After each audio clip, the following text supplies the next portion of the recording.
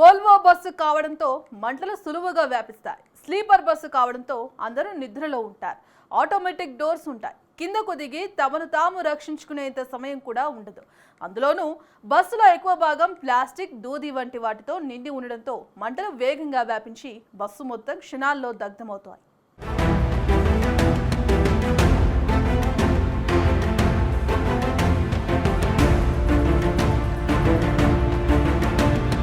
తెలుగు రాష్ట్రాల్లో బస్సు ప్రమాదాలు ఆందోళన కలిగిస్తున్నాయి. బస్సులో ప్రయాణించాలంటే భయపడే పరిస్థితి నెలకొంది. తాజాగా ఆంధ్రప్రదేశ్లోని మార్కాపురం జిల్లాలో ఘోర బస్సు ప్రమాదం తీవ్ర ఆందోళనకు గురిచేసింది. రాయవరం పలకల క్వారీ దగ్గర లోడ్తో వెళ్తున్న టిప్పర్ని హరికృష్ణ ప్రైవేట్ ట్రావెల్స్ బస్సు బలంగా ఢీకొట్టింది. వెంటనే బస్సులో మంటలు చెలరేగాయి. ఈ ప్రమాదంలో పదుల సంఖ్యలో ప్రయాణికులు సజీవ దహనమయ్యారు. బస్సు, టిప్పర్ పూర్తిగా కాలిపోయాయి. బస్సులో మొత్తం 40 మంది ప్రయాణికులుండగా చాలా మంది ప్రాణాలతో బయటపడ్డారు. ఉదయం 5 గంటల తర్వాత ఈ ప్రమాదం జరిగినప్పుడు ప్రయాణికులంతా గాఢ నిద్రలో ఉన్నారు. అప్పుడే ప్రమాదం జరగడంతో చాలా మందికి ఏం జరుగుతుందో తెలియలేదు. బస్సు ముందు భాగం నుంచి మంటలు చెలరేగడంతో ప్రయాణికులు తప్పించుకోవడం కష్టంగా మారింది. స్థానికులు పరుగులు పెడుతూ వచ్చి సహాయం చేశారు. చాలా మంది ప్రయాణికులను కిటికీల నుంచి కిందకు పంపారు. చాలా దురదృష్టకర సంఘటన. ఈరోజు జగిత్యాల నుంచి ఇంజమూరు వెళ్ళే బస్ ఇది. తెల్లవారుజామున 6 గంటల కంటే ఇంచుమించుగా 5:15 ఆ టైంకి ఇక్కడ బస్సు అండ్ అటు నుంచి ఆపోజిట్లో వచ్చే టిప్పర్ ఈ రెండు ఢీక్కోవటం వల్ల ఆ ఫైర్ వచ్చి ఇంచుమించుగా బస్సు అదేవిధంగా టిప్పర్ రెండు కూడా పూర్తిగా కాలిపోవడం జరిగింది. ఇమీడియట్గా అది ఇన్ఫర్మేషన్ వచ్చిన ఆన్ వే పాసెంజర్ ఎవరో ఫైర్ డిపార్ట్మెంట్కి, పోలీస్ డిపార్ట్మెంట్కి ఇన్ఫార్మ్ చేయడం. Within 10 minutes fire department, within 5 minutes at the same time police department కూడా వితిన్ 10 minutes వచ్చి ఆ రిమైనింగ్ ఎవరైతే ఉన్నారో క్షతగాతులు వాళ్ళందరినీ కూడా రెస్క్యూ చేసి అంబులెన్సెస్ అన్ని రెడీ పెట్టుకుని అంబులెన్స్లో కూడా నియర్ బై హాస్పిటల్కి కూడా తరలించడం జరిగింది. సుమారుగా ఇప్పుడు హాస్పిటల్లో 28 members ఉన్నారు. బస్సులో ఎంతవరకు ప్రయాణం చేస్తున్న వారి సంఖ్య కూడా 41 అని చెప్పి ఇప్పుడే అధికారికంగా కూడా చెప్పడం జరిగింది. అందులో 13 మంది సజీవ దహనం అవడం నిజంగా చాలా దురదృష్టకరం. వీళ్ళందరూ కూడా బిలాంగ్స్ టు ఏపీకి సంబంధించిన వాళ్ళు, చుట్టుపక్కల సంబంధించిన వాళ్ళే.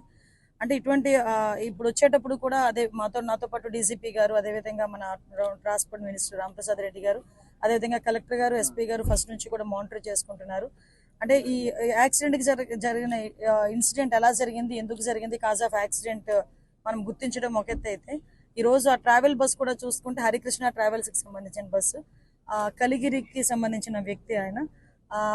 అతను తీసుకుంటున్న ఈ బస్సెస్ కూడా అసలు కండిషన్స్లో ఉన్నాయి అవన్నీ వెరిఫై చేస్తే ఆల్రెడీ అన్ని లైసెన్స్డ్ ఉన్నాయి. 2026 డిసెంబర్ వరకు బస్కి లైసెన్స్ ఉంది, ఇన్సూరెన్స్ లైసెన్స్ ఉన్నాయి. సో ఇవన్నీ కూడా లైసెన్స్ అన్ని పక్కా పేపర్స్తోనే వెళ్తుంది. బట్ ఎందుకు జరిగింది, ఎలా జరిగింది అన్న దాని మీద సమగ్రమైన విచారణకి గౌరవ సీఎం గారు కూడా ఆదేశించడం జరిగింది. గౌరవ సీఎం గారి ఆదేశాల మేరకు ఈరోజు క్యాబినెట్ ఉన్నా కూడా ఇమీడియట్గా అక్కడికి వెళ్ళమని చెప్పేసరికి నేను, అదేవిధంగా రాంప్రసాద్ రెడ్డి గారు, డీజీపీ గారు మేమందరం కూడా ఇక్కడికి రావడం జరిగింది. క్షతగాత్రులందరికీ కూడా మెరుగైన వైద్యం అందిస్తాం. ఇప్పటి వరకు క్షతగాత్రులందరూ కూడా ఎటువంటి ప్రాణాపాయం లేకుండా అందరూ కూడా సేఫ్లోనే ఉన్నారు. చిన్న చిన్న ఫ్రాక్చర్స్ జరిగినాయి. వాళ్ళందరికీ కూడా నియర్ బై గుంటూరు హాస్పిటల్కి కానీ ఎక్కడికైనా షిఫ్ట్ చేయాల్సి వస్తే కనుక ఇమీడియట్గా షిఫ్ట్ చేసి వాళ్ళందరికీ కూడా మంచి వైద్య సదుపాయాలు కలిగేటట్టుగా మేము చూసుకుంటాం. గతంలోనూ ఇంతటి ఘోరమైన ప్రమాదాలు జరిగినా సరైన చర్యలు తీసుకోకపోవడం అధికారుల నిర్లక్ష్యానికి అద్దం పడుతోంది. జనవరి 2026లో జరిగిన ప్రమాదం పలువురి కుటుంబాల్లో విషాదం నింపింది. హైదరాబాద్ నుండి విజయవాడ వస్తున్న ట్రావెల్స్ బస్సు ఇంజన్లో ఒక్కసారిగా మంటలు చెలరేగాయి. ప్రయాణికులు అప్రమత్తమై దిగిపోవడంతో ప్రాణనష్టం తప్పింది. కానీ 3 ప్రయాణికులు మరణించారు. బస్సులో షార్ట్ సర్క్యూట్ సంభవించడం, ఇంజన్ ఆయిల్ లీకేజీ వల్ల మంటలు వేగంగా వ్యాపించాయి. బస్సులో అగ్నిమాపక పరికరాలు పనిచేయకపోవడం వల్ల బస్సు పూర్తిగా దగ్ధమైంది.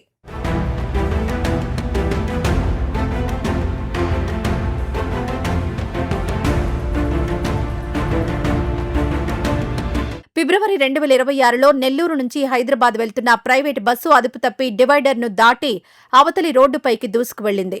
ఈ ఘటనలో 5 మరణించగా 15 మందికి పైగా గాయపడ్డారు. అతివేగంతో పాటు బస్సు టైర్ ఒక్కసారిగా పేలిపోవడం వల్ల డ్రైవర్ నియంత్రణ కోల్పోయాడు. పాతబడిన టైర్లను మార్చకుండా వాడడమే దీనికి కారణమని విచారణలో తేలింది.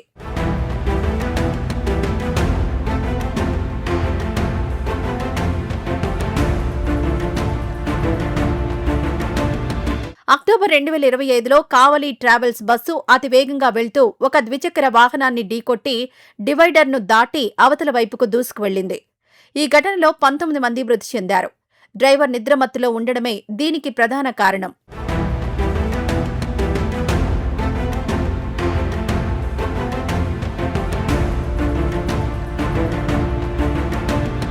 డిసెంబర్ 2025లో పర్యాటకులతో వెళ్తున్న బస్సు అల్లూరి సీతారామరాజు జిల్లాలో లోయలో పడిపోయింది. ఈ ప్రమాదంలో 9 మంది ప్రాణాలు కోల్పోయారు. ఘాట్ రోడ్లపై నైపుణ్యం లేని డ్రైవర్లను నియమించడం వల్ల ఇలాంటి ఘటనలు జరుగుతున్నాయి.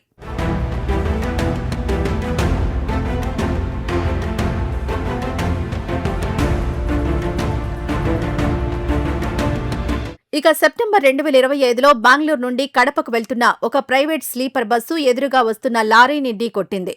ఈ ప్రమాదంలో 7 ప్రయాణికులు అక్కడికక్కడే మృతి చెందారు. తెల్లవారుజామున 4 గంటల సమయంలో డ్రైవర్ నిద్రమత్తులోకి జారుకోవడమే ప్రధాన కారణమని పోలీసులు గుర్తించారు. బస్సు అతి వేగంతో ఉండడంతో లారీని ఢీకొట్టిన తర్వాత రోడ్డు పక్కన ఉన్న చెట్టును ఢీకొట్టింది.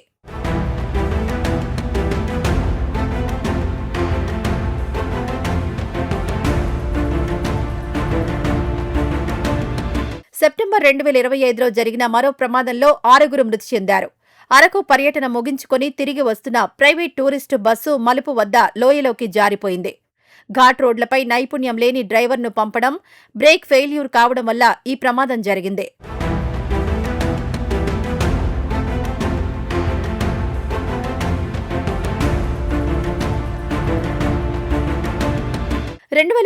లో పశ్చిమ గోదావరి జిల్లాలో ఘోర ప్రమాదం జరిగింది.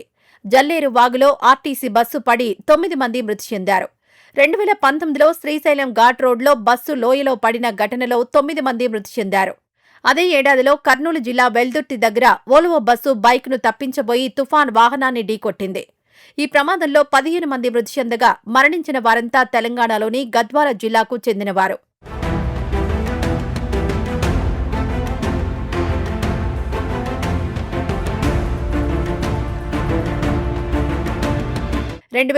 లో జగిత్యాల జిల్లా కొండగట్టు దగ్గర ఘోర ప్రమాదం జరిగింది. ఓవర్లోడ్తో వెళ్తున్న ఆర్టీసీ బస్సు ఘాట్ రోడ్లో అదుపు తప్పి లోయలో పడింది. ఈ ప్రమాదంలో మొత్తం 57 మంది మృతి చెందారు. సెప్టెంబర్ 11న జరిగిన ఈ ఘోరం దేశంలోనే అతిపెద్ద ప్రమాదాల్లో ఒకటిగా నిలిచిపోయింది. ఈ ఘటనలో ఎన్నో కుటుంబాలు చిన్నాభిన్నమయ్యాయి. ఆ మృత్యు ఘాట్ సంఘటన దృశ్యాలు పలువురి మదిలో ఇప్పటికీ మెదులుతూనే ఉన్నాయి.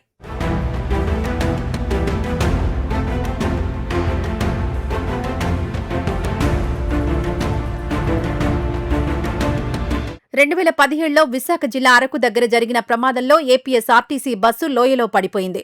ఈ ప్రమాదంలో 11 మంది మృతి చెందారు. 2015 ఖమ్మం జిల్లాలో విద్యార్థులతో వెళ్తున్న బస్సు ప్రమాదానికి గురైంది. ఈ ప్రమాదంలో 13 మంది మృతి చెందారు.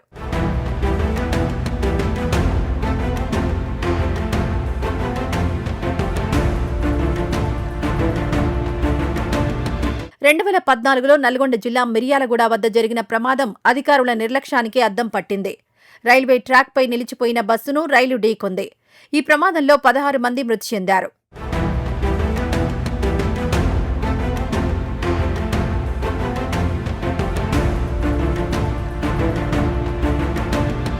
2013లో మహబూబ్నగర్ జిల్లా పాలెంలో జరిగిన ప్రమాదం ఇప్పటికీ కళ్లలోనే మెదులుతోంది. అక్టోబర్ 30న బెంగళూరు నుంచి 51 మంది ప్రయాణికులతో హైదరాబాద్ వెళ్తున్న జబ్బార్ ట్రావెల్స్ కు చెందిన వోల్వో బస్సులో మంటలు చెలరేగాయి. బస్సు ఓ కారును ఓవర్టేక్ చేస్తుండగా అదుపు తప్పి రోడ్డు పక్కనే ఉన్న కల్వర్ట్ను ఢీకొట్టింది. ఈ ప్రమాదంలో డీజిల్ ట్యాంక్ లీక్ కావడంతో పేలుడు సంభవించింది. ఆ దుర్ఘటనలో మొత్తం 45 మంది ప్రయాణికులు సజీవ దహనమయ్యారు.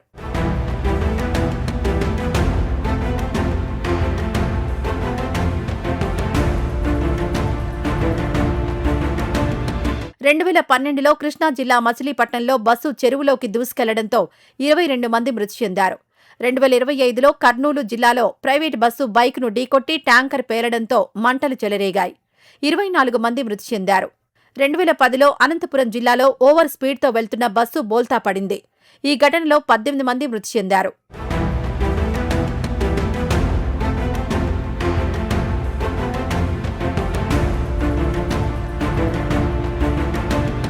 వీటన్నింటినీ గమనిస్తే ప్రధానంగా ట్రావెల్స్ బస్సుల యాజమాన్యం, డ్రైవర్ల నిద్రమత్తు, నిర్లక్ష్యం వల్ల ఎక్కువగా ప్రమాదాలు జరుగుతున్నాయని తెలుస్తోంది. ఎమర్జెన్సీ డోర్లు కూడా అంత సులువుగా తెరుచుకోకపోవడం ప్రమాదంలో మృతుల సంఖ్య పెరగడానికి కారణమవుతోంది. నిబంధనలు తుంగలో తొక్కి మరీ ప్రైవేట్ బస్సు యాజమాన్యం బస్సులను ఆదాయార్జన కోసమే నడుపుతోంది. కాలం చెల్లిన బస్సులను కూడా నడుపుతూ ప్రజల ప్రాణాలతో చెలగాటమాడుతున్నాయి. డోర్లు ఆటోమేటిక్గా లాక్ కావడంతో మెయిన్ డోర్తో పాటు ఎమర్జెన్సీ డోర్ కూడా తెరుచుకోకపోవడంతో ప్రయాణికులు ప్రాణాలు కోల్పోతున్నారు. అనుమతి ఇవ్వడం అనేది ఇప్పుడు ఇది నేషనల్ పర్మిట్ ఉన్నది. ఇది నేషనల్ పర్మిట్ ఉన్నది. ఎక్కడి నుంచి లైసెన్సులు వస్తాయి, ఎక్కడి నుంచి పర్మిట్స్ వస్తాయని మీకు కూడా తెలుసు. ముఖ్యంగా ఒకటే చెప్తున్నానండి, నేను ఇక్కడ మీరు అబ్జర్వ్ చేసుకుంటే ఇందాక మేము అదే మాట్లాడుకుంటున్నాము. ట్రాన్స్పోర్ట్ కమిషనర్ గారు కూడా అదే మాట్లాడుకుంటున్నాం, మంత్రి గారు కూడా. ఎమర్జెన్సీ ఎగ్జిట్ ఓన్లీ ఒకటి ఉంది బస్. అంటే ఎవ్రీ బస్ కి యాజ్ పర్ రూల్ ప్రకారం ఒకటే లాస్ట్ ఎమర్జెన్సీ ఎగ్జిట్ ఉంటుంది, ముందు డోర్ ఉంటుంది. బట్ ఇప్పుడు ఏంటంటే అందులోని కూడా రిఫార్మ్స్ చేయడానికి ఆల్రెడీ ఒక యాక్ట్ కూడా రాబోతుంది. అది కూడా నేషనల్ యాక్ట్ అక్కడ నుంచి రాబోతుంది. కంపల్సరీగా ఎవ్రీ 15 మెంబర్స్ 20 మెంబర్స్ ప్యాసింజర్ ఉన్న చోట కంపల్సరీ ఒక ఎమర్జెన్సీ ఎగ్జిట్ ఉండాలి. ఇప్పుడు విషయం ఏంటంటే అలాంటి యాక్సిడెంట్స్ జరిగేటప్పుడు వన్ ఆఫ్ ద ట్రామాలో ఉంటారు ప్రతి ఒక్కరు కూడా. కొందరు నిద్రావస్థలో ఉంటారు, నిద్రలోనే దురదృష్టవశాత్తు చనిపోయిన సందర్భాలు కూడా ఉంటాయి. ఇప్పుడు దీన్ని నేను ఏమంటానంటే యాక్సిడెంట్ కోణంలో చూసి డెఫినెట్ గా దీని మీద ఎవరైనా నెగ్లిజెన్సీ ఉందంటే అందులోనే ఎక్కడ ఉపేక్షించే ప్రసక్తి లేదు. వాళ్ళందరి మీద కూడా చర్యలు తీసుకుంటాం. ఈ టెక్నికల్ గా ప్రాబ్లం ఉన్నా కూడా బస్సు ఓనర్ ఎవరైతే ఉన్నారో వాళ్ళందరినీ కూడా అదుపులోకి తీసుకుంటాం. ఎక్కడ కూడా దాని మీద ఉపేక్షించే పరిస్థితి లేదు. వరుసగా బస్సు ప్రమాదాలు జరుగుతున్నాయి. ముఖ్యంగా ప్రైవేట్ ట్రావెల్స్ బస్సు ప్రమాదాలు ఎక్కువగా జరుగుతున్నాయి. ఆ ప్రమాదాలకు కారణాలేంటి? రవాణా సౌకర్యాలు మెరుగుపడుతున్నాయని భావిస్తున్న తరుణంలో రహదారులపై ప్రైవేట్ ట్రావెల్స్ బస్సులు మృత్యు శకటాలుగా మారుతుండడం సామాన్యులను భయాందోళనకు గురి చేస్తోంది.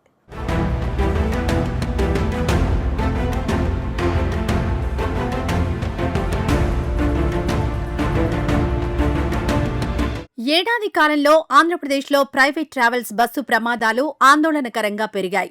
అధికారిక గణాంకాలు, తాజా నివేదికల ప్రకారం ప్రైవేటు బస్సుల వల్ల జరుగుతున్న ప్రాణ నష్టం రాష్ట్రంలో తీవ్ర చర్చనీయాంశమవుతోంది.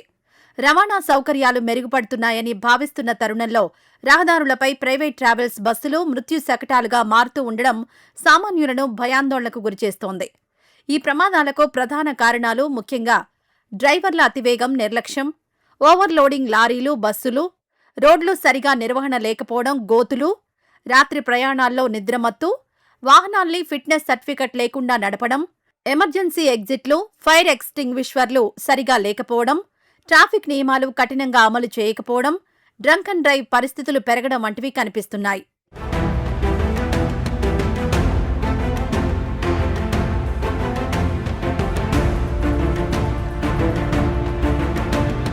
ముఖ్యంగా ప్రైవేట్ ట్రావెల్స్ బస్సుల్లో ఈ ప్రమాదాలు ఎక్కువగా జరుగుతున్నాయి.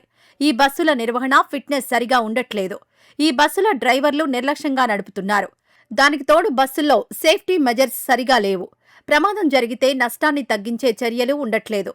ఇక రోడ్లు కూడా గతుకులతో ఉంటున్నాయి. చేవెళ్ల ఘటనలో టిప్పర్ ఓ గొయ్యి కారణంగా కంట్రోల్ తప్పింది. డ్రైవర్ టిప్పర్ని కంట్రోల్ చేయలేకపోయాడు. పైగా అతివేగం కూడా ఈ ప్రమాదానికి కారణమైంది.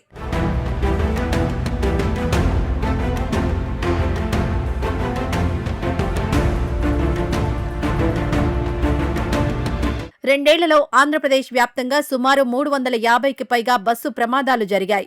ఈ ప్రమాదాల్లో ఇప్పటివరకు 360 మందికి పైగా ప్రయాణికులు మరణించగా 2500 మందికి పైగా తీవ్రంగా గాయపడ్డారు.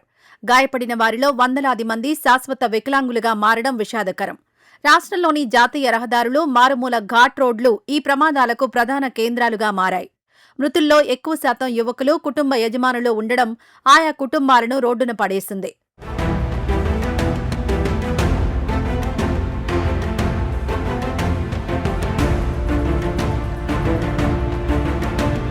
బస్సు ప్రమాదాలు కేవలం యాదృచ్ఛికంగా జరగడం లేదు. దీని వెనుక స్పష్టమైన మానవ తప్పిదాలు, వ్యవస్థాగత లోపాలు ఉన్నాయి. ప్రైవేట్ ఆపరేటర్లు లాభాల కోసం డ్రైవర్లపై పని ఒత్తిడి పెంచుతున్నారు. తగినంత విశ్రాంతి లేకుండా వరుస ట్రిప్పులు వేయడం వల్ల తెల్లవారుజామున 3 నుండి 5 గంటల మధ్య డ్రైవర్లు నిద్ర మత్తులోకి జారుకుంటున్నారు. గమ్యస్థానానికి నిర్ణీత సమయానికి చేరుకోవాలనే పంతంతో బస్సులను గంటకు 100 నుంచి 120 కిలోమీటర్ల వేగంతో నడుపుతున్నారు. దీనివల్ల అత్యవసర సమయంలో బ్రేకులు వేసినా వాహనం అదుపులోకి రావడం లేదు. పాతబడిన బస్సులు, అరిగిపోయిన టైర్లు, నాసిరకం బ్రేక్ లైనర్లను వాడడం వల్ల సాంకేతిక వైఫల్యాలు సంభవిస్తున్నాయి. జాతీయ రహదారులపై కొన్ని చోట్ల ఉన్న బ్లాక్ స్పాట్స్ వద్ద హెచ్చరిక బోర్డులు లేకపోవడం, లైటింగ్ సరిగా లేకపోవడం ప్రమాదాలకు కారణమవుతున్నాయి. ఇప్పుడు ఈ ప్రైవేట్ బస్సుల సంగతి చూసుకుంటే ప్రైవేట్ బస్సుల యజమానులు చాలా వరకు ఎంపీలు, ఎమ్మెల్యేలు, ఇతర ప్రముఖ రాజకీయ నాయకులు, అది అన్ని పార్టీల వాళ్ళు కనుక వీళ్ళ బస్సులు కనుక వీళ్ళని అడిగేవాళ్ళు లేరు. చూస్తున్నాం, మనకు ఆ పేర్లు కూడా చెప్పాల్సిన అవసరం లేదు. ఎందుకంటే ఇట్లా అందరూ ఎందుకు చూస్తుంటే వీళ్ళు ఏంటంటే ఆర్టీసీలో డ్రైవర్ల జీతాలు కానీ కండక్టర్ జీతాలు కొంచెం మెరుగు ఉంటాయి. వాళ్ళకి పెన్షన్ లేదు, మళ్ళీ వాళ్ళ బాధలు వాళ్ళకు ఉన్నాయి. శీత కష్టాలు సీతవి, పీత కష్టాలు పీతవి. కానీ అందులో 1/3 అక్కడ 50,000 వస్తే 15,000, 20,000, 30,000 కూడా ఆర్టీసీ బస్సులు మన ప్రైవేట్ బస్సులో పనిచేసే వాళ్ళు ఉంటున్నారు, చూస్తున్నాం మనం.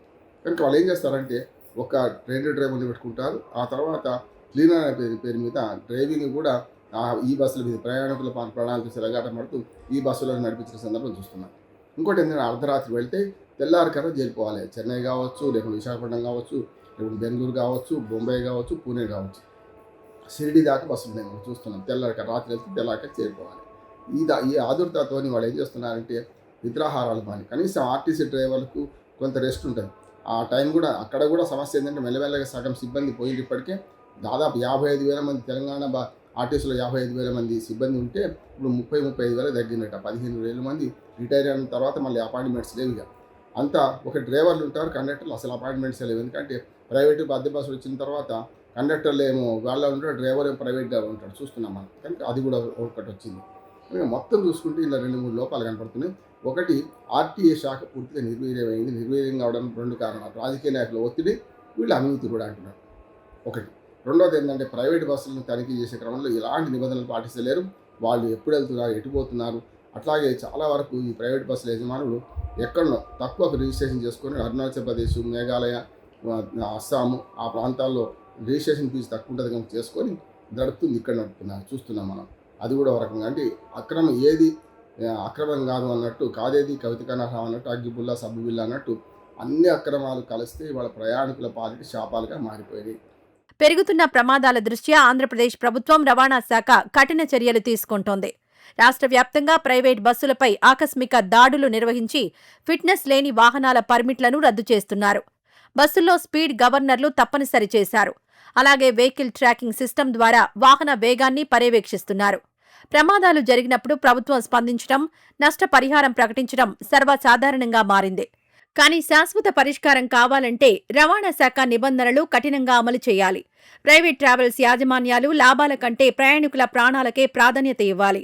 ప్రయాణికులు కూడా ప్రయాణించే ముందు బస్సు స్థితిగతులను, డ్రైవర్ ప్రవర్తనను గమనించడం అవసరం.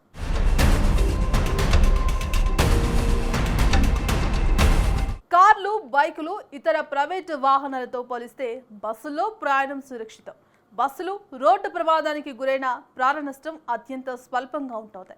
కానీ అదే అగ్ని ప్రమాదానికి గురైన సమయాల్లో ప్రాణ నష్టం ఊహకు అందడం లేదు. అసలు బస్సుల్లో అగ్ని ప్రమాదాలు జరగడానికి కారణాలేంటి? మంటలు శరవేగంగా వ్యాపించడానికి కారణాలేంటి? ప్రయాణికులు తేరుకునేలోగానే అగ్ని కీలలు వారిని ఎలా ముంచెత్తాయి?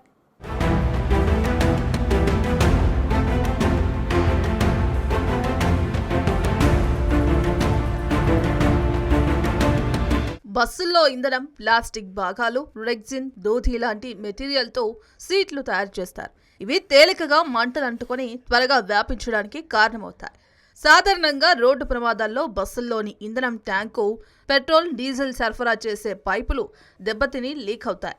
దీంతో అప్పటికే వేడిగా ఉన్న ఇంజిన్ భాగాలపై ఇంధనం పడి మంటలు చెలరేగుతాయి. బస్సుల్లో టీవీ, బల్బులు, ఫ్యాన్లు, ఏసీ లాంటి విద్యుత్ ఆధారిత పరికరాలు అధికంగా ఉంటాయి. నాణ్యత లేని వైరింగ్ వాడకం వల్ల కూడా షార్ట్ సర్క్యూట్ జరిగి మంటలు రావడానికి అవకాశం ఉంటుంది.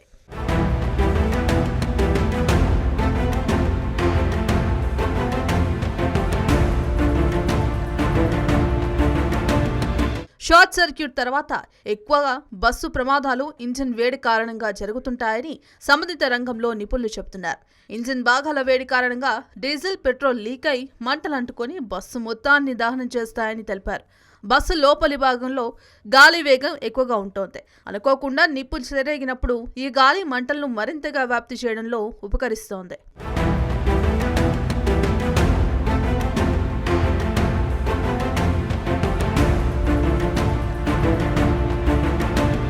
ఈ ఇంజిన్ అధిక వేడి, విద్యుత్ షార్ట్ సర్క్యూట్, మండే పదార్థాలు, ఇంధన లీకేజీ వంటివి బస్సులో అగ్ని ప్రమాదాలకు ప్రధాన కారణాలు.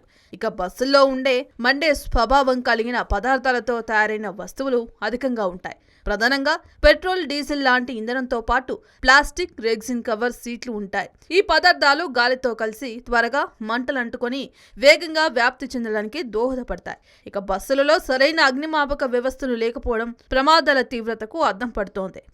అప్పటికప్పుడు మంటలు ఆర్పేందుకు తగిన వ్యవస్థ లేకపోవడం ప్రాణ నష్టానికి దారితీస్తోంది. బస్సు లోపల సీట్లు మినహాయిస్తే చాలా తక్కువ స్థలం ఉంటుంది. ఒకరు నిలబడి ఉంటే మరొకరు కదలలేని పరిస్థితి ఏర్పడుతోంది. మంటలంటుకున్న సమయంలో భరించలేని వేడి, పొగ ఊపిరాడనివ్వదు. విషవాయువులు త్వరగా వ్యాపించి ప్రయాణికులు తప్పించుకోవడానికి చాలా తక్కువ టైం ఉంటుంది.